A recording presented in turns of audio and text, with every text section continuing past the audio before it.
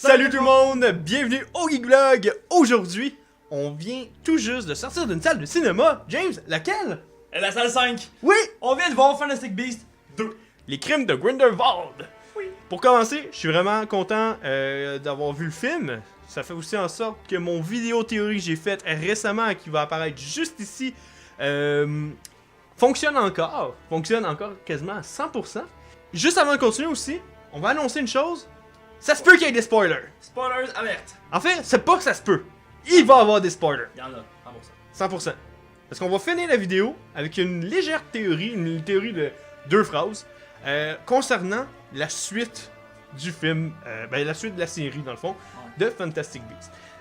Toi, James, qu'est-ce que t'as pensé de l'histoire? Pour moi, à la base, j'ai trouvé ça bien écrit. Ok. Ils ont été chercher vraiment les personnages, plein de détails vraiment intéressants. Ils ont été rechercher des affaires du passé que j'ai vraiment trouvé ça cool. Mais pour moi, ce film-là, c'est un filler. Ok. C'est vraiment un passage qu'ils n'ont pas le choix de faire pour introduire des doutes, des questionnements, d'autres personnages qui vont arriver, ou même des pourquoi telle action est arrivée pour les prochains films. Concernant les acteurs, est-ce que t'as aimé la représentation, exemple, de Dumbledore ou de Grindelwald?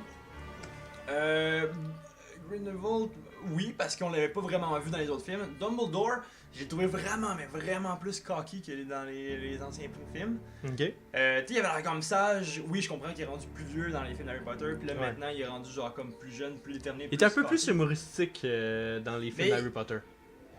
Dans À part les aussi. fins, à la fin, mais tu sais. Non, mais ça a toujours été un gars, je pense, que le moment que j'ai compris, c'est comme. Il fait des jokes dans le sérieux, puis c'est comme ça ressort, puis c'est comme. Ah, un petit sourire en coin. Ouais. C'est pas mal le vibe que j'ai eu de Dumbledore. Mais pour Ok. le reste du cast, intéressant.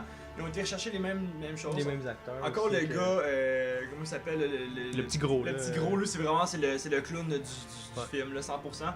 Mais par contre, j'ai vraiment aimé ça. Il y a une scène, spoilers, là, quand il se retrouve devant le méchant bleu, le dragon. Le dragon, ouais. Ça scène de juste genre comme I don't give a damn, je suis broke, je suis cassé, j'ai plus rien à perdre. On ne dira pas pourquoi, parce que c'est pas On ne nécessairement dira pas pourquoi. nécessaire à la Au vidéo. Mais cette scène-là, moi, avait genre, ok, ça, mon Ouais. gars, c'est une très belle scène de film. Concernant le plaisir en salle, en fonction du fait, mettons, des liens avec Harry Potter ou du plaisir que tu as eu à regarder le film en soi. En fait, ça, j'ai eu un gros plaisir. Même si le film, pour moi, j'ai Ok. semi-déçu. Il y a un endroit vraiment, puis tu sais c'est laquelle, là, Mhm. le nostalgique en moi, le kid en moi qui a eu ça, TQ, la fameuse chanson qui Ok. arrive en plein milieu du film quand on arrive au château De Poudlard. de Poudlard.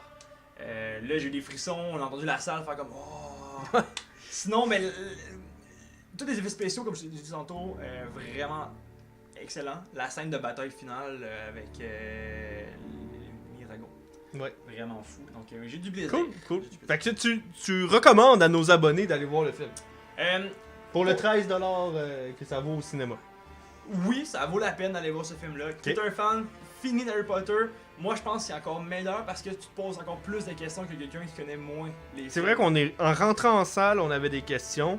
Puis je suis sûr Mais que quand on est plus de ressorti, questions. on avait plus de Ouais, questions, 100%. dont on va reparler à la fin de la vidéo. Ouais. Pour ma part, l'histoire, ayant baigné récemment dans l'histoire d'Harry Potter pour faire la vidéo théorie sur Voldemort et Grindelwald, il y a certains points qui m'ont un petit peu agacé dans l'histoire, que j'ai trouvé qu'il y avait peut-être de l'incohérence.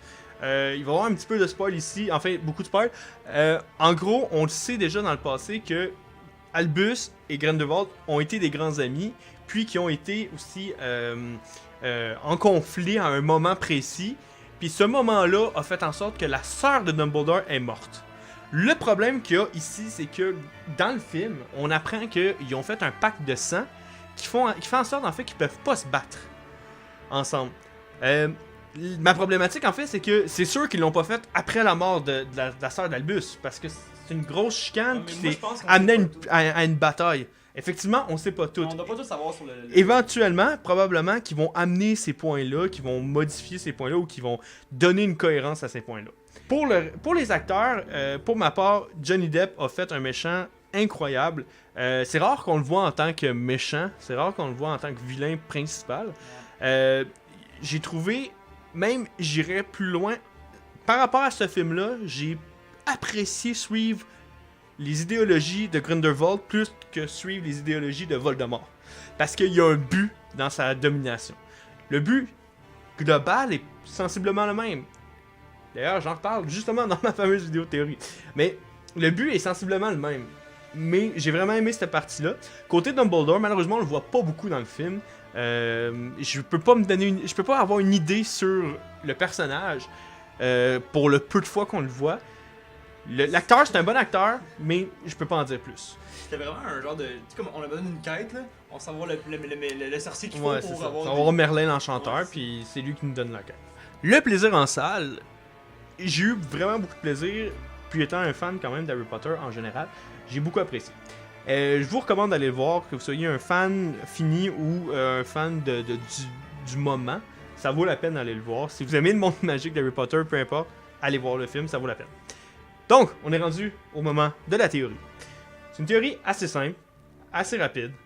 À la fin du film, on apprend que Crédence se prénomme Dumbledore.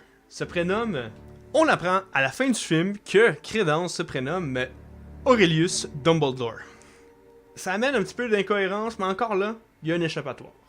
L'incohérence, c'est que on n'entend jamais parler d'un troisième frère. On n'entend jamais parler d'un troisième Dumbledore en dehors de sa sœur. Donc, un des points qui pourrait être possible, c'est que ça serait un enfant illégitime de Perceval, et ce serait pour cette raison que l'enfant se serait retrouvé sur le bateau qui s'en allait vers New York. C'est l'une des raisons possibles. Sinon, tout simplement, que ce n'est pas vraiment un Dumbledore, et que la seule raison pourquoi il prénomme Dumbledore, que Grindelwald dit à Crédence que c'est un Dumbledore, c'est pour le contrôler, parce que Grindelwald ne peut pas se battre contre Albus Dumbledore à cause du pacte. Donc, il veut utiliser Crédence pour cette raison. Donc, c'est tout pour notre vidéo d'aujourd'hui. Ta note sur 10, mettons. Ma note sur 10, je dirais 7.5. Moi, je donnerais un 7. Un 7. Un 7. Et vous, à la maison? C'est quoi la note que vous donnez? Dites-le dans les commentaires pour ceux qui l'ont vu. Dites-nous aussi, est-ce que vous allez le voir, le film? Puis sur ce, on vous dit... Soyez geek. Hashtag fier d'être geek!